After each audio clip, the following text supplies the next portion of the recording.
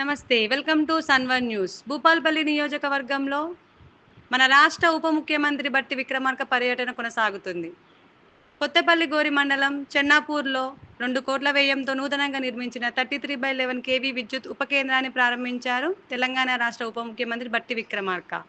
ఈ కార్యక్రమంలో ఐటీ శాఖ మంత్రి శ్రీధర్ బాబు, ఎమ్మెల్యే గండ్ల సత్యనారాయణరావు, జిల్లా కలెక్టర్ రాహుల్ శర్మ, ట్రాన్స్‌కోర్ట్ చైర్మన్ వరుణ్ రెడ్డి పాల్గొన్నారు.